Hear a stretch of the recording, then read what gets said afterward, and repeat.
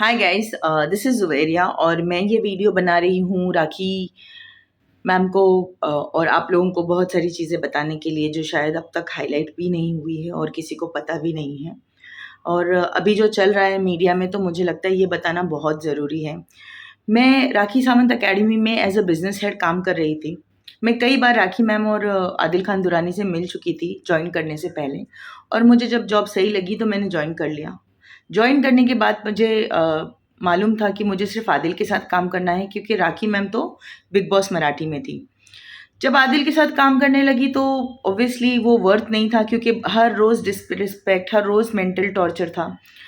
In fact join करने के 15 दिन के अंदर वो आपको बोल रहे हो कि मुझे 20 दिन से ज़्यादा लड़कियों के बगैर रहना नहीं आता। मैक्सिमम मैं अगर अलग रहा हूँ बिना लड़की के रहा हूँ तो 20 दिन ही रहा हूँ।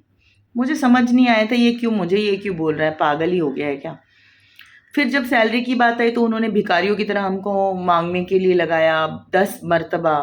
फाइनली जब एक्चुअली मैंने डिटेल में बोला कि देखो मुझे सैलरी आज चाहिए ही चाहिए, जब मेरे पास बिल्कुल कोई पैसे नहीं थे। तो उन्होंने मतलब टेबल पे हाथ पटका, ज़ोर-ज़ोर से चिल्लाया मुझ पर, बॉटल फेंकी, बहस हुई हमारे बीच में काफ़ी। राखी मैम वहीं पर थी, वो भी मतलब अगर नहीं होती तो शायद मुझे भी मारते वो। पूरा अकेडमी का स्टाफ आ गया था हम दोनों के बीच में। मैंने 100 पुलिस के नंबर पे कॉल करके कंप्लेन करवाई कि ये आदमी मुझे ऐसे चिल्ला रहा है, मुझे डाँट रहा है, ये मुझे मारेगा बिल्कुल। तब जाके वो शांत हुए और उन्होंने मुझे मेरी सैलरी भी दी। बात यहाँ पैसों की नहीं है बट ऑब्वियसली आप जहाँ काम करते हो वहाँ इज़्ज़त आपको करनी आनी चाहिए और सिर्फ़ मेरी ही नहीं, उन्होंने कई और स्टाफ मेंबर्स के साथ भी ऐसा किया है।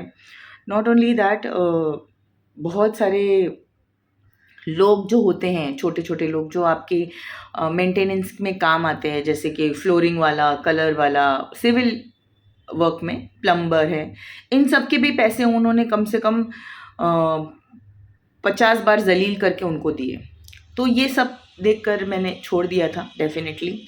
आज जो राखी मैम के साथ हो रहा है, जिस चीज़ से वो गुज़र रही है, I can literally understand the mental torture she is been through.